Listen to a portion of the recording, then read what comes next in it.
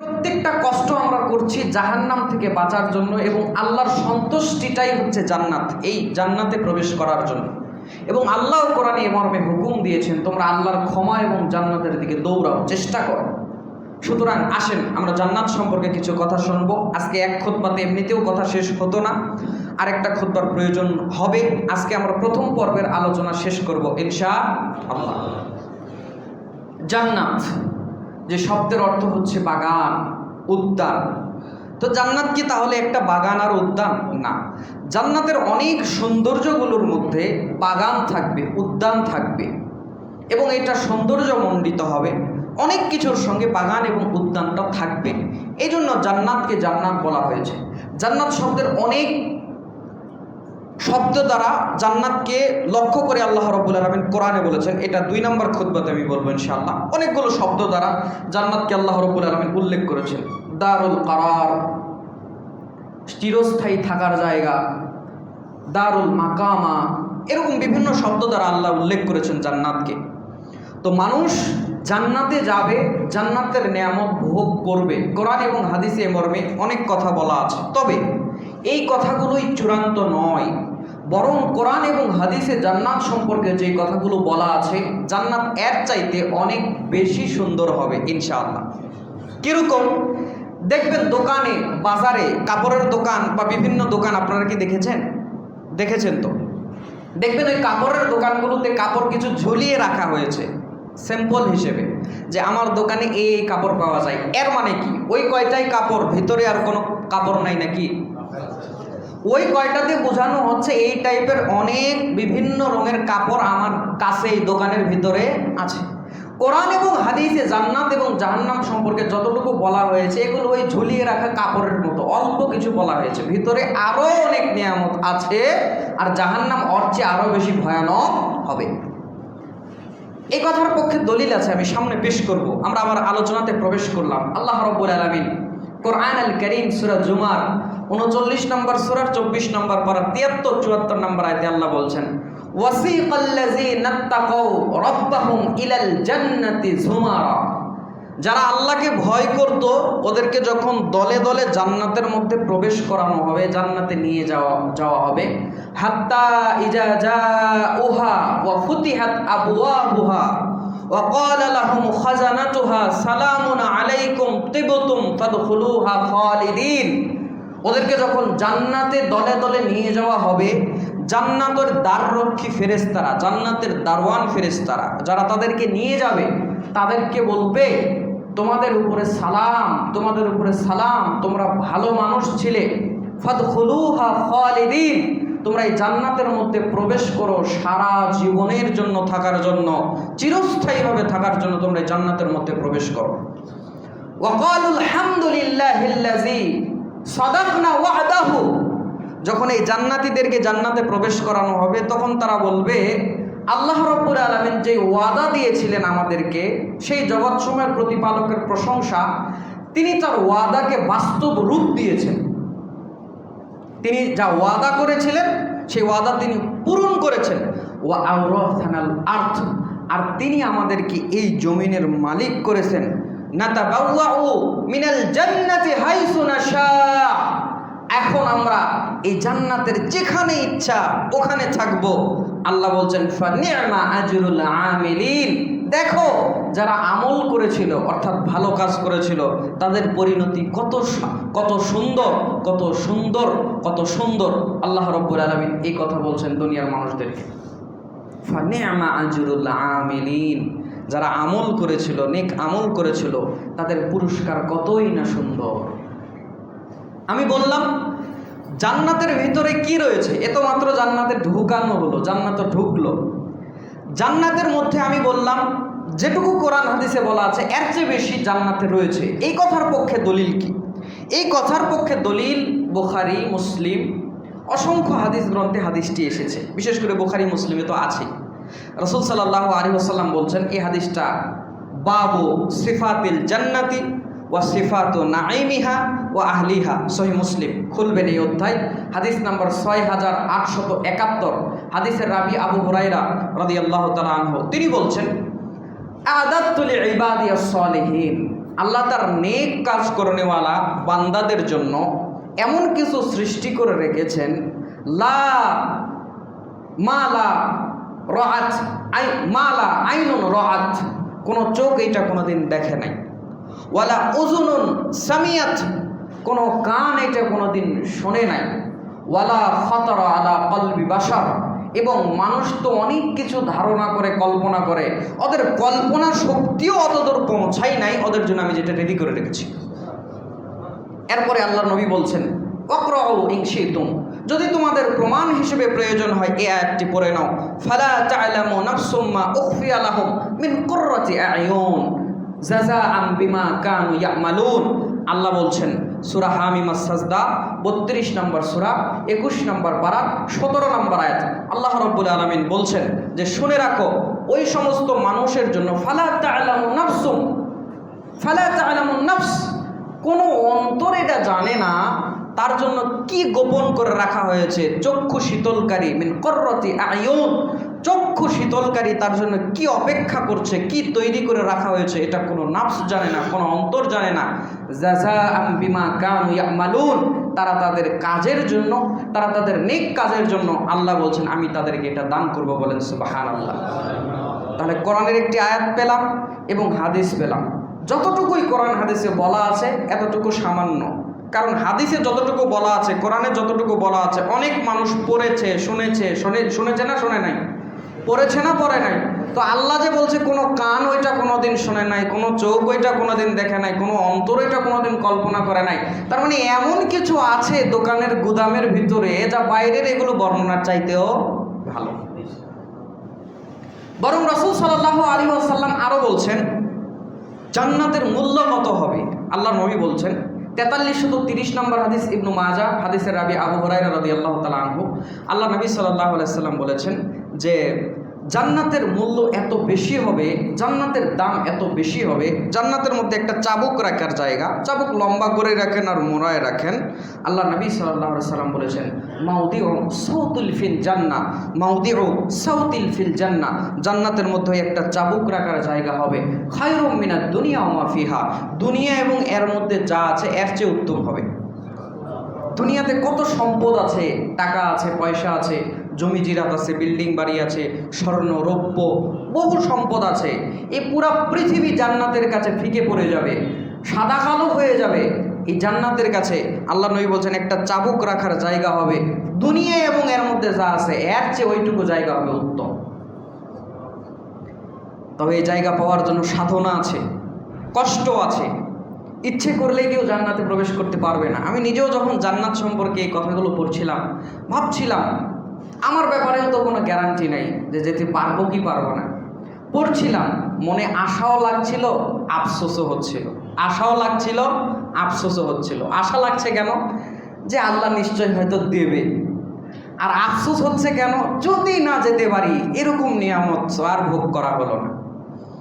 তো আল্লাহ নবী সাল্লাল্লাহু আলাইহি সাল্লাম এই কথা যখন বললেন, আমি যখন পড়লাম আরও একটু ভয়ও বেড়ে গেল, হতাশাও বেড়ে গেল, আশাও বেড়ে গেল।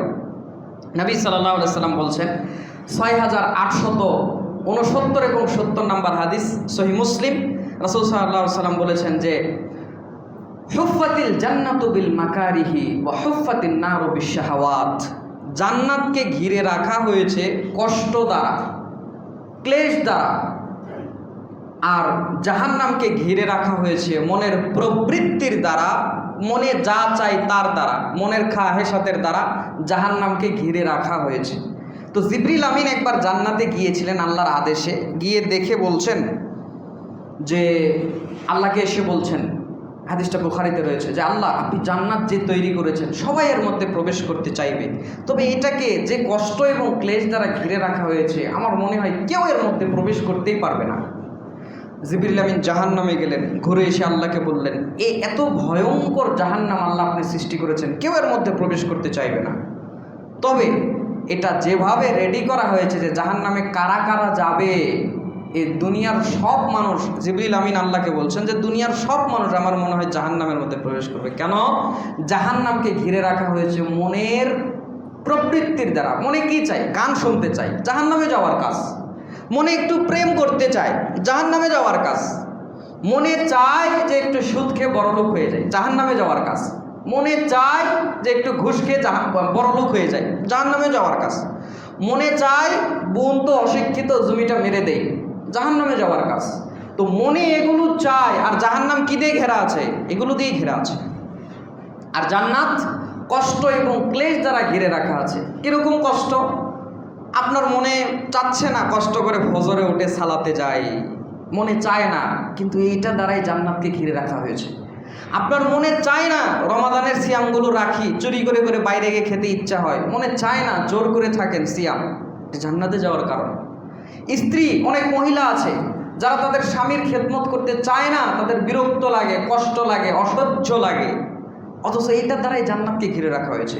মানে আপনার মনের বিরুদ্ধে যে যে কাজ যায়, ম্যাক্সিমাম কাজগুলো জান্নাতে যাওয়ার কারণ, এগুলো থেকে আমরা ধরে থাকি। আল্লাহ নবী বলছেন জান্নাতকে ঘিরে রাখা হয়েছে মনের প্রবৃত্তির দ্বারা, জাহান্নামকে ঘিরে রাখা হয়েছে আর জান্নাতকে ঘিরে রাখা হয়েছে কষ্ট, ক্লেশ এবং মনের বিরুদ্ধে যায় এই কাজগুলো দ্বারা। আল্লাহ রাব্বুল আলামিন জান্নাতে যাওয়া আমাদের জন্য সহজ করে দিক, বলেন আমিন। কষ্ট হচ্ছে বুঝতে আপনাদের? আলোচনা এবার আসেন, আলোচনার একটা পার্ট করে আমি সাজিয়েছি। এই জান্নাতে প্রথম কে প্রবেশ করবে, কারা প্রবেশ করবে জান্নাতে প্রথম? রাসূল সাল্লাল্লাহু আলাইহি ওয়াসাল্লাম থেকে এই মর্মে হাদিস রয়েছে, জান্নাতে প্রথম কে প্রবেশ করবে। রাসূল সাল্লাল্লাহু আলাইহি ওয়াসাল্লাম প্রথম জান্নাতে প্রবেশ করবে। আল্লাহর নবী সাল্লাল্লাহু আলাইহি ওয়াসাল্লামই প্রথম জান্নাতে প্রবেশ করবে, তার পূর্বে জান্নাতে কেউ প্রবেশ করতে পারবে না, এটা আপনাকে বিশ্বাস করতে হবে। সহিহ মুসলিমে হাদিসটি রয়েছে, কিতাবুল ঈমানে। ইমাম মুসলিম রাহিমাহুল্লাহ এই হাদিসগুলো, সামনে আরেকটা হাদিস বলবো, এই হাদিসগুলো তিনি জান্নাত অধ্যায় নিয়ে আসেননি। ইমাম মুসলিম রাহিমাহুল্লাহ কেন নিয়ে আসেননি? কিতাবুল ঈমানে হাদিসগুলো নিয়ে এসেছেন, কারণ এগুলো হচ্ছে বিশ্বাসের অন্তর্ভুক্ত। আপনাকে বিশ্বাস করতে হবে এগুলো ঈমানের অন্তর্ভুক্ত, যে জান্নাত প্রথম কে খুলবে? রাসূল সাল্লাল্লাহু আলাইহি ওয়াসাল্লাম খুলবে। দলিল 382 নম্বর হাদিস, সহিহ মুসলিম। আল্লাহ নবী বলেছেন, আতি বাবাল জান্নাতি ইয়াউমাল কিয়ামাতি ফাআস্তাফতিহু ফায়াকুলুল খাজিনু মান আনতা ফাআকুলু মুহাম্মাদুন ফায়াকুলু বিকা উমিরতু লা আফতাহু লিহাদিন ক্বাবলাকা। আল্লাহ নবী বলছেন, আমি প্রথম জান্নাতের দরজাতে গিয়ে কড়া নাড়ব। ফায়াকুলুল খাজিনু মান আনতা, জান্নাতের দ্বাররক্ষী ফেরেশতা আমাকে বলবে আপনি কে? ফাআকুলু মুহাম্মাদুন, আমি তখন বলবো আমি মুহাম্মদ সাল্লাল্লাহু আলাইহি ওয়াসাল্লাম। ফায়াকুলু, তখন তারা বলবে বিকা উমিরতু, আল্লাহ আমাকে মর্মে আদেশ করেছে, লা আফতাহু লিহাদিন ক্বাবলাকা, আপনার পূর্বে যেন আমি কাউকে জান্নাতে প্রবেশ করতে না দেই। জোরে বলেন না সুবহানাল্লাহ। সর্বপ্রথম আল্লাহর নবী জান্নাতে প্রবেশ করবেন, এবং আল্লাহর নবী প্রথম যিনি জান্নাতের জন্য, মানুষের জন্য জান্নাতে যাক আল্লাহর কাছে, তিনিই প্রথম সুপারিশ করবেন। এর দুইটা হাদিস উপরেই 379 নম্বর হাদিসে রয়েছে একই অধ্যায়ে। আল্লাহ নবী সাল্লাল্লাহু আলাইহি ওয়াসাল্লাম বলছেন যে ইন্না আউয়ালান নাস ইয়াশফাউ ফিল জান্নাহ, আমি প্রথম ব্যক্তি হব যে মানুষদের জান্নাতে যাওয়ার জন্য সুপারিশ করব। ওয়া আনা আকসারুল আম্বিয়া তাবা, এবং হাসরের ময়দানে সব নবীর চাইতে আমাকে অনুসরণকারী মানুষের সংখ্যাই সবচেয়ে বেশি হবে। মানে আল্লাহ নবী সাল্লাল্লাহু আলাইহি ওয়াসাল্লামের উম্মত সব উম্মতের চাইতে বেশি হবে, আল্লাহ নবী এই কথা বলছেন। তো আল্লাহর নবী প্রথম জান্নাতে গেলেন, এবং আল্লাহর নবীর সঙ্গে, প্রত্যেক নবীর সঙ্গে তার উম্মতরাও জান্নাতে যাবে। তো এখন প্রশ্ন হতে পারে, বাকি নবীদের চাইতেও কি আমরা সম্মানিত, আমরা উম্মতরা সম্মানিত? আল্লাহর নবী না হয়ে গেল, যাওয়ার পরে কি উম্মত যাবে না? যাবে না? কথা আমার বোঝেন? তো আল্লাহ নবী জান্নাতে গেল, উম্মতরা যাবে না? যাবে না? তা আমরা মুহাম্মদ সাল্লাল্লাহু আলাইহি ওয়াসাল্লামের উম্মত, নবীর সাথেই তো নিশ্চয়ই জান্নাতে যাব তিনি যাওয়ার পর।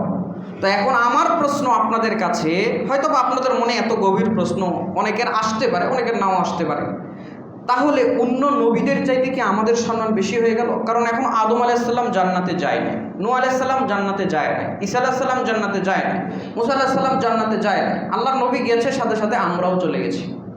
তো তাহলে ওই নবীদের চেয়ে কি আমাদের সম্মান বেশি হয়ে গেল? আপনাদের কাছে প্রশ্ন করলাম, কি মনে হয় আপনাদের? বেশি হলো না? এটাও আপনাদের বাংলাদেশের হুজুররা মাথার মধ্যে একটা বেশি বেশি ঢুকিয়ে দিয়েছে। এই উম্মতের মর্যাদা আছে, এই কথা সত্য। নূহ আলাইহিস সালাম এই উম্মতকে সাক্ষী করবেন আল্লাহর সামনে, জানেন আপনি? বুখারীতে হাদিস রয়েছে, কিতাবুল আম্বিয়াতে। নূহ আলাইহিস সালামকে আল্লাহ রাব্বুল আলামিন বলবেন, নূহ তুমি দাওয়াত দিয়েছিলে? বলে হ্যাঁ আল্লাহ 950 বছর দিয়েছি। নূহ আলাইহিস সালামের উম্মতকে আল্লাহ বলবে, তোমাদের কাছে নূহ আলাইহিস সালাম দাওয়াত পৌঁছিয়েছে? বলে না, কিছুই পৌঁছায়নি আমাদের কাছে, ভয়ে।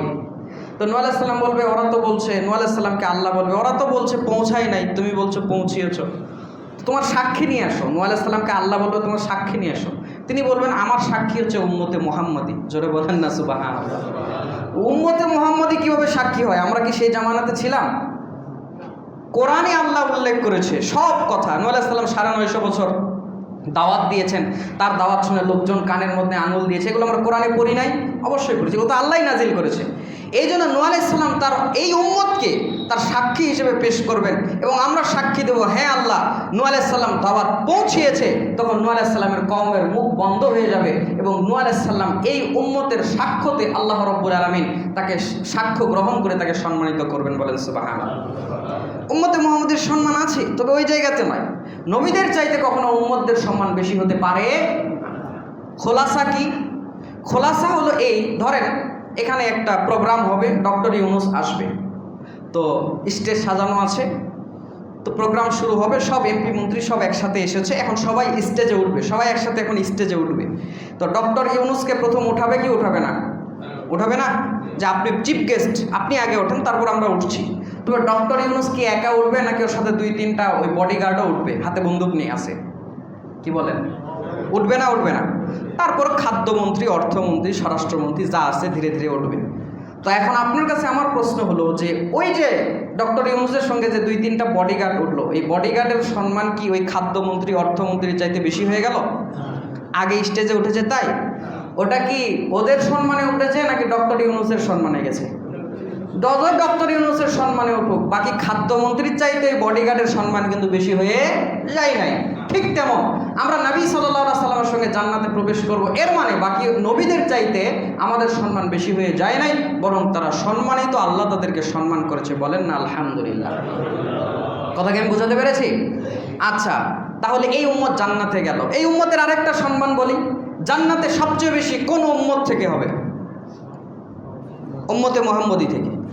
দলিল তিরমিজি, জান্নাত অধ্যায় হাদিসটি রয়েছে 2546 নম্বর হাদিস। হাদিসের রাবি বুরায়দা রাদিয়াল্লাহু তাআলা আনহু, তিনি বলছেন যে আহলুল জান্নাতি ইশরুনা ওয়া মিয়াতু সাফফিন।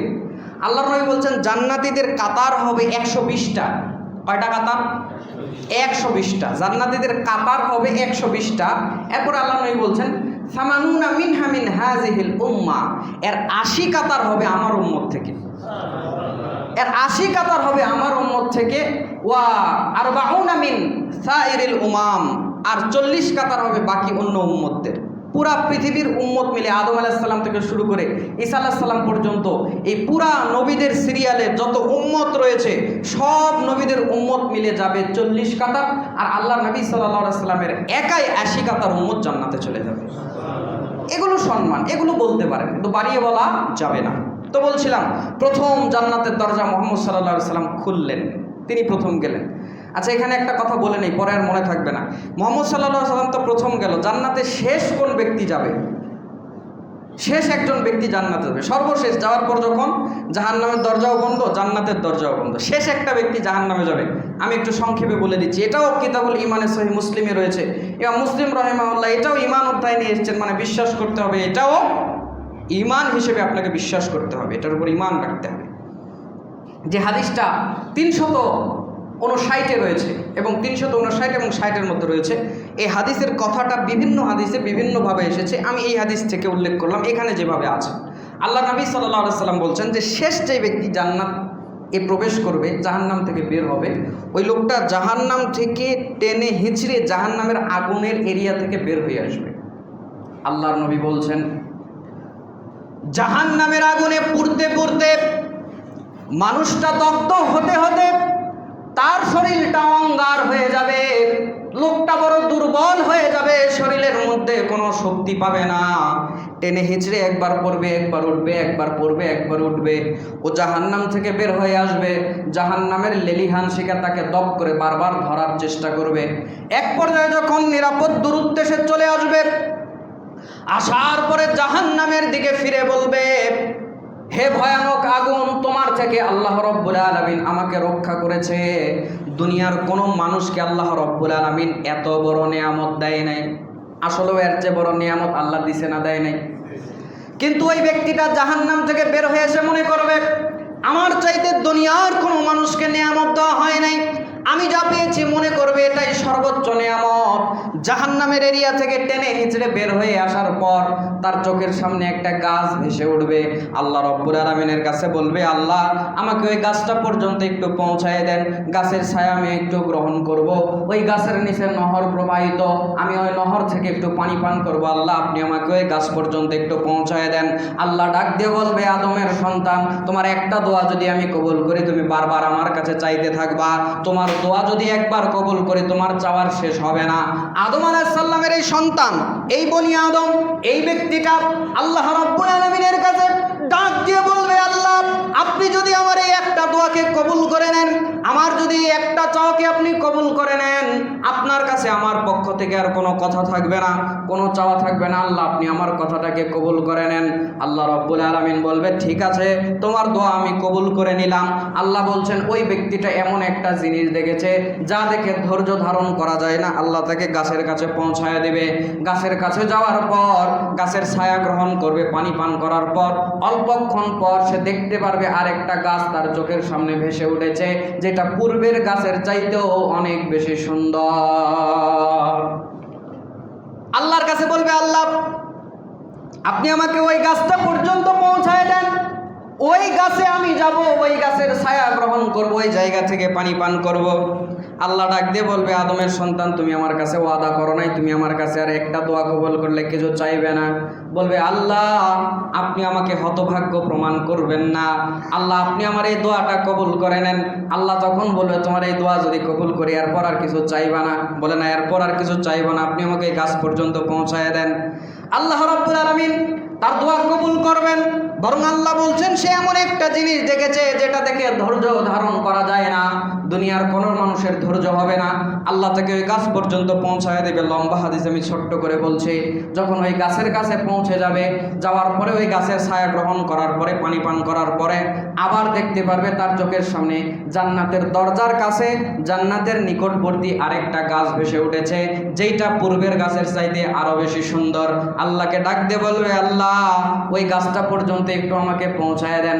আল্লাহ বলবে, আদম সন্তান তোমার চাওয়ার তো কোনো দেখছি শেষ নাই, তোমার চাওয়ার শেষ কোথায়?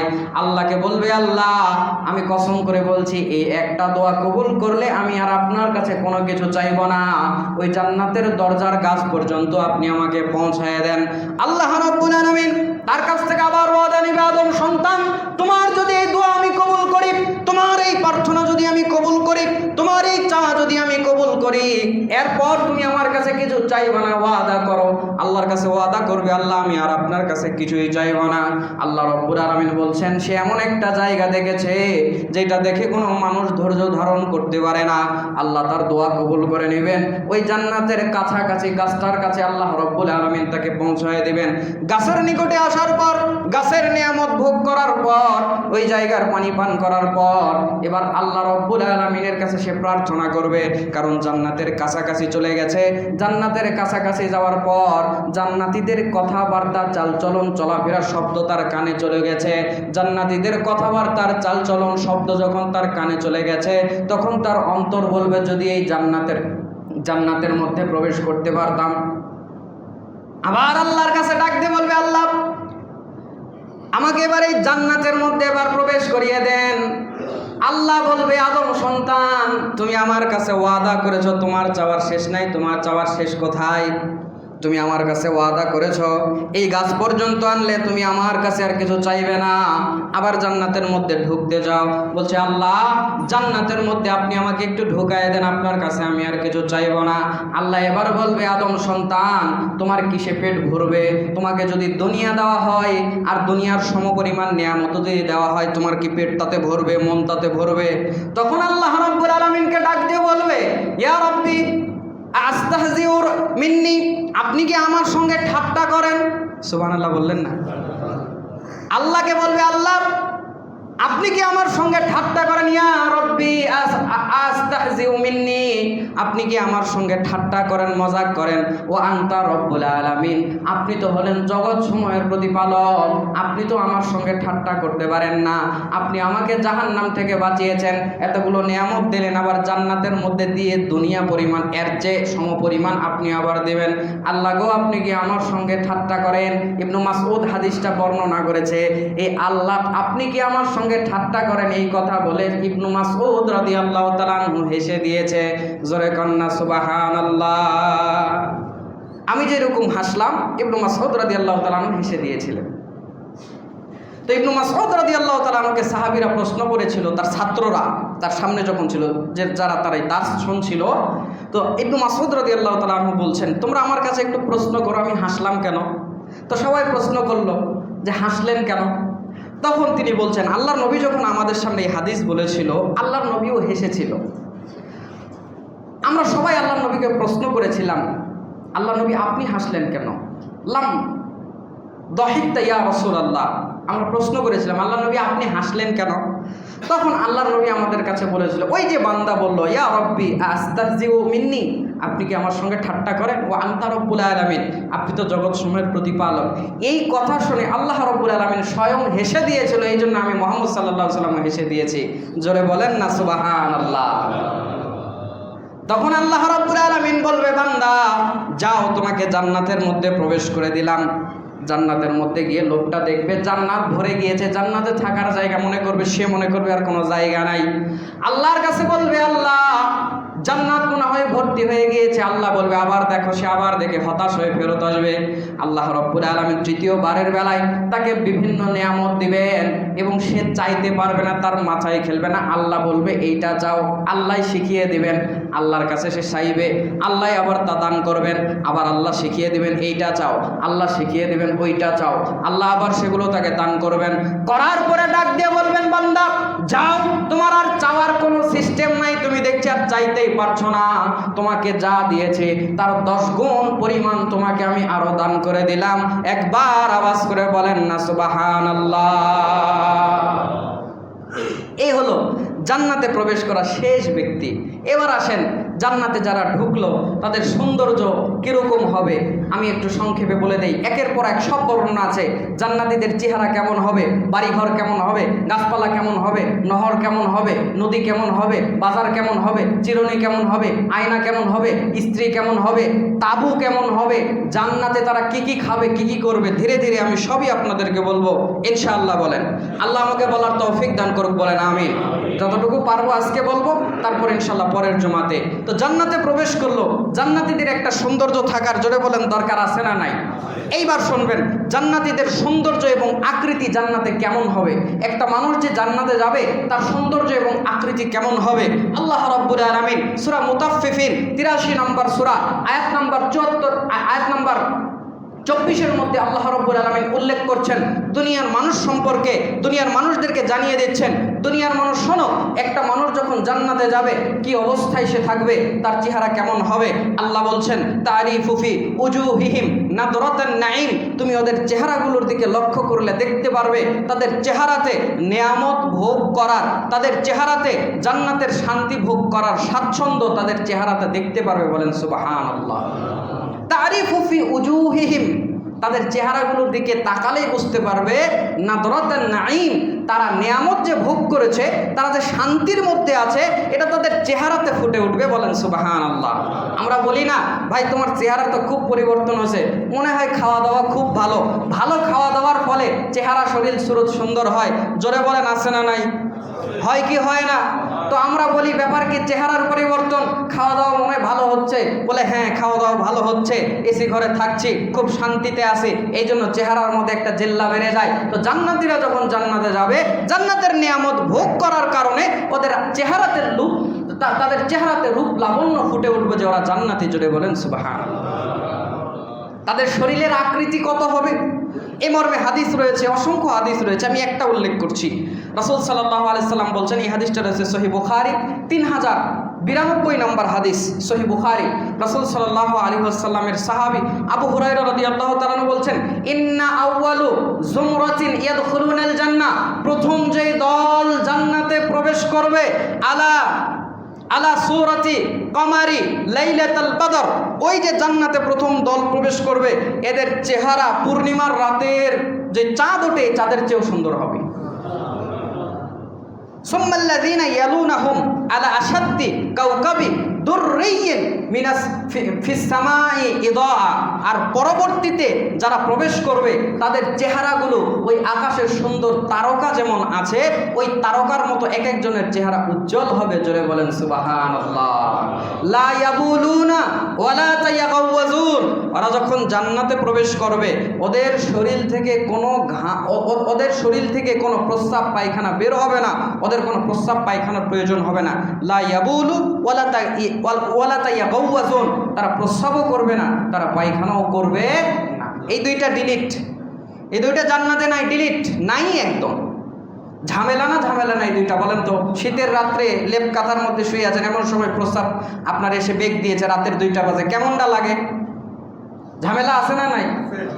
আরও ঝামেলাতে পড়বেন যদি ঢাকা যেতে লেগে যদি আপনার একটু বাথরুম প্রস্রাব চাপে, তখন বুঝবেন যন্ত্রণা কারে বলে। আর যদি সেই দিন আপনার পেটে যদি একটু ডিস্টার্ব থাকে, খালি ইয়ানফসি করবেন আর যাবেন। তো জান্নাতে এই দুইটা নাই, ওদের দেহ থাকবে তবে টয়লেট বাথরুম থাকবে না। এরপর আল্লাহ নবী বলছেন, লা ইয়াতফিলুনা ওয়ালা ইয়ামতাখিলুন, ওদের থুতুও আসবে না, নাক থেকে শ্লেষাও আসবে না। জান্নাতে যখন যাবেন মুখে থুতু নেই, থুতু ফেলার কোনো প্রয়োজন নাই, এবং আপনার নাক থেকে কোনো শ্লেষাও আসবে না, নাই, এগুলো নাই। এরপর আল্লাহ নবী সাল্লাল্লাহু আলাইহি ওয়াসাল্লাম বলছেন, আমশাতুহুমুজ যাহাব, ওরা যে চিরুনিটা ইউজ করবে, চুল আঁচড়াবে, এগুলো হবে স্বর্ণের। সুবহানাল্লাহ। আরেক রাওয়ায়াতে রয়েছে, ওরা যে আসবাবপত্রগুলো ব্যবহার করবে এগুলো সোনার এবং রূপার হবে, সবগুলো এগুলো চিরুনি হবে সোনার এবং রূপার। এবং ওয়া রাশহুমুল মিশকু, যদি জান্নাতে কোনো কারণে আপনার শরীর থেকে ঘাম বেরো হয়, যদিও জান্নাত হবে এই এসি তো ঘরের মধ্যে, জান্নাত পুরা জান্নাতই এমন হবে, কোরআনে দলিল আছে, সামনের খুতবাতে বলবো ইনশাআল্লাহ। তো যদি ওদের গা ঘেমেও যায়, আল্লাহ নবী সাল্লাল্লাহু আলাইহি ওয়াসাল্লাম বলছেন ওদের শরীর থেকে মিশকের গন্ধ বের হতে থাকবে ঘাম থেকে। জোরে বলেন সুবহানাল্লাহ। ওদের ধূপদানি থাকবে, ধূপদানি চেনেন, যেটাতে কাঠ সৌদিয়ানরা করে, আমরা দেখেছি বিভিন্ন দোকানে কাঠ লাগায় দেয়, সুগন্ধি কাঠে আগুন লাগায় দেয়, ধোঁয়াটার সুগন্ধি ছড়ায়। তো আল্লাহ বলছেন জান্নাতে ওদের ধূপদানিও থাকবে, এই ধূপদানির মধ্যে চন্দন ইত্যাদি সুগন্ধ জাতীয় জান্নাতের কাঠ থাকবে, যেটা দ্বারা তারা আরও বেশি সুগন্ধময় করে তুলবে তাদের চারপাশ। এরপর আল্লাহ নবী সাল্লাল্লাহু আলাইহি ওয়াসাল্লাম বলেছেন তাদের স্ত্রী হবে আজওয়াজুহুমুল হুরুল আইন, ওদের স্ত্রীরা হবে চক্ষু টানা চক্ষুওয়ালা, বড় বড় চক্ষুওয়ালা হুররা হবে তাদের স্ত্রী। এরপর খেয়াল করেন, আলা খালকি রাজুলিন ওয়াহিদিন, জান্নাতের মধ্যে যারা প্রবেশ করবে সকলের চেহারা একই হবে। সুবহানাল্লাহ বললেন না? সমস্ত লোকের আকৃতি, চেহারা বলতে আমি আকৃতি বোঝাচ্ছি, তাদের বডির যে আকৃতি সবার এক হবে। কতটুকু হবে? আলা সূরাতি আবিহি আদম, তাদের আব্বা, তাদের বাপ, আদি পিতা আদম আলাইহিস সালামের সূরতে তারা জান্নাতে থাকবে। এবং সবার, এই সূরত বলতে আকৃতি বোঝাচ্ছি, তারা জান্নাতে যখন যাবে তাদের বডির আকৃতি এক হবে, এবং সেই আকৃতিটা হবে আদম আলাইহিস সালামের সমান। সেটা কত? 60 জিরাআন ফিস সামা, সেটা হবে এক একজনের উচ্চতা হবে 60 হাত। কথা বুঝতে পারছেন? এক একজনের উচ্চতা হবে 60 হাত, 60 হাত। 60 হাত মানে কত?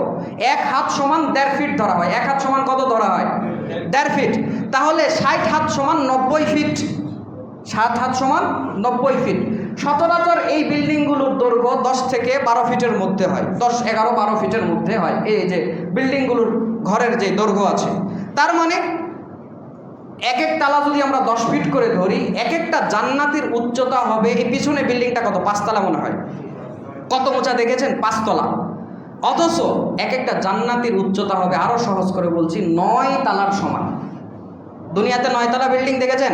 এক একটা জান্নাতের উচ্চতা হবে 9 তালা সমান। বিশাল দেহি হবে, জাহান্নামীদের বডিও বিশাল হবে, এক একটা দাঁত হবে উহুদ পাহাড়ের সমান, মুখের মধ্যেই 32টা উহুদ পাহাড়। নাউজুবিল্লাহ বললেন না? ওদের বডি, ওই আলোচনা যখন আসবে তখন শোনাবো। এক একটা উরু হবে পাহাড়ের সমান, এক একটা ধাত হবে উট পাহাড়ের সমান। এক ঘোড়া এই দিক থেকে ওই দিক ওদের ঘাড়ে দৌড়ে যাবে, 3 দিন সময় লাগবে ঘোড়ার এ মাথা থেকে ও মাথা যেতে, কাঁধের। জাহান্নামীদের, জান্নাতীদের বডিও বৃদ্ধি হবে, জাহান্নামীদের বডিও বৃদ্ধি হবে। তো তারা হলো 60 হাত, প্রায় 9 তলা বিল্ডিংয়ের সমান হবে। হবে কেন? জান্নাতে যে গাছপালা আছে, বিশাল গাছ, ঘোড়া, শুনেছেন হুজুর আওয়াজে বলেছে যে ঘোড়া একটা ছায়া দৌড়াতে 70 বছর লাগবে নাকি? তো ওই গাছের মধ্যে ফল কি এতটুকু হবে? ওই ফল আপনি খাবেন, নাজ নিয়ামত ভোগ করবেন, এই 6 ফুট মানুষ। এই জন্য আল্লাহ একেবারে 90 ফুট বানিয়ে দেবে।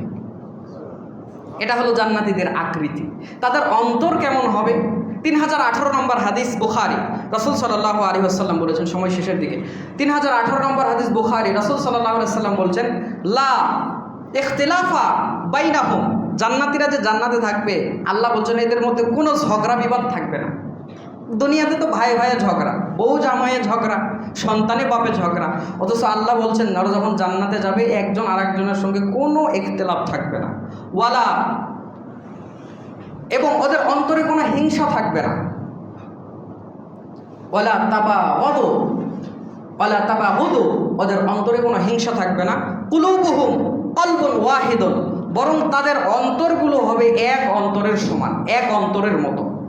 সবাই জান্নাতে যত মানুষ আছে সবার অন্তর কি হবে? এক অন্তরের মতো, মানে কোনো দ্বিমত নাই, মনে হচ্ছে সব অন্তরগুলো যেন একই সবার মধ্যে। এখন দেখবেন আমাদের মধ্যে মতভেদ আছে, কেউ বলবে এসি দেন, কেউ বলবে এসি দেন না, কেউ বলবে ফ্যান দেন, কেউ বলবে ফ্যান দেন না, কেউ বলে জুতা এখানে রাখেন, কেউ বলে ওখানে রাখেন, ভাই আমার রাস্তা দিয়ে আপনি যেন গাড়ি নিয়ে যায় না, রাস্তা নষ্ট হয়ে যায়। বিভিন্ন কথাবার্তা, ইখতিলাফ আছে না নাই? কিন্তু জান্নাতের মধ্যে কোনো ইখতিলাফ থাকবে না, কোনো হিংসা থাকবে না, বরং সবার অন্তর এক অন্তরের মতো। আল্লাহর নবী সাল্লাল্লাহু আলাইহি ওয়াসাল্লাম বলছেন জান্নাতীদের অন্তর হবে এরকম পরিচ্ছন্ন। জান্নাতীদের চেহারা আরও কেমন হবে সেটাও হাদিসে পাওয়া যাচ্ছে। আরও আপনার 2545 নম্বর হাদিস, তিরমিজি, রাসূল সাল্লাল্লাহু আলাইহি ওয়াসাল্লাম বলছেন, ইয়াদখুলু আহলুল জান্নাতিল জান্নাহ, জান্নাতীরা যখন জান্নাতে প্রবেশ করবে, জান্নাতীরা যখন জান্নাতে প্রবেশ করবে, জুরদান মুরদান মুকাহহালিন আবনা আশরিন। আল্লাহ নবী বলছেন একটা মানুষ যখন জান্নাতে প্রবেশ করবে, জুরদান, ওই ব্যক্তির শরীরে কোনো পশম থাকবে না, শরীরে কোনো পশম থাকবে না। অনেক মানুষ আছে শরীরে অনেক পশম, সে বিরক্ত বোধ করে, সবসময় গায়ে কাপড় দিয়ে থাকে, তার একটু অসুবিধা লাগে, বিরক্ত লাগে, অপছন্দ লাগে, অনেকেই তুলেও ফেলে, বিভিন্ন কায়দায় বিভিন্ন সিস্টেম রয়েছে এবং তুলে ফেলে। তো জান্নাতে গেলে এত কষ্ট করা লাগবে না, জান্নাতে গেলে শরীরের কোনো পশম, কোনো জায়গার পশম আল্লাহ রাব্বুল আলামিন রাখবেন না।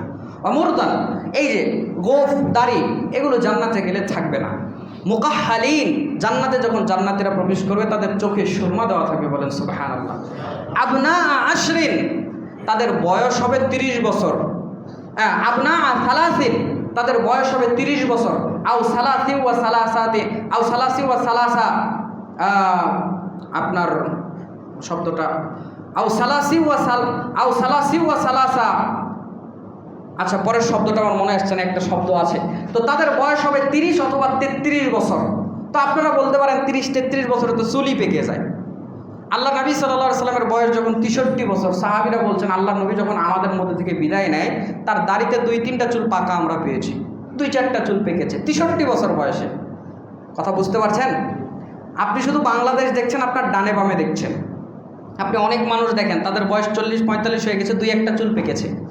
তো 30-33 বলার পিছনে কারণ হলো তারা পরিপূর্ণ যৌবনওয়ালা হবে, সুষ্ঠু দেহী হবে, এবং তাদেরকে আল্লাহ রাব্বুল আলামিন মাথার চুল ছাড়া, শুধু মাথায় চুল থাকবে, এছাড়া শরীরের কোনো জায়গায় লোম পশম থাকবে না। এবং 30 থেকে 33 বছরের মধ্যে এই বয়স করে দিয়ে সবার বয়স এক হবে, আল্লাহ রাব্বুল আলামিন তাদেরকে জান্নাতে পৌঁছায় দেবে। আমি 20-এ খুতবাটা শেষ করি, কষ্ট হবে? 20-এ শেষ করি, কষ্ট বেশি দিব না। আর আপনার এই একটা কথা আমাদের সমাজে প্রচলিত আছে যে মহিলাদের বয়স হবে 16-18 বছর। আপনারা শুনেছেন কিনা জানি না, অনেকেই বলে।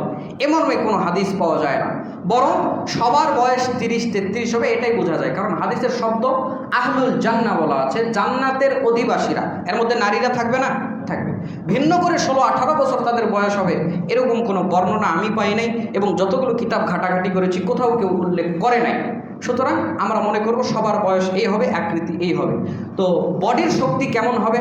2536 নম্বর হাদিস, তিরমিজি, আল্লাহ নবী সাল্লাল্লাহু আলাইহি সাল্লাম বলেছেন, ইউতাল মুমিনুনা ফিল জান্নাতি কুওয়াতা কাদা ওয়া কাদা মিনাল জিমাই। আল্লাহ নবী বলছেন জান্নাতে যখন একটা পুরুষ প্রবেশ করবে তার শারীরিক শক্তি থাকবে তার শারীরিক শক্তি এত এত এত বেশি থাকবে, সে এত এত বেশি মেলামেশা করতে পারবে তাদের স্ত্রীদের সঙ্গে। এই কথা হাদিসের মধ্যে কেন বলা আছে? একটা পুরুষ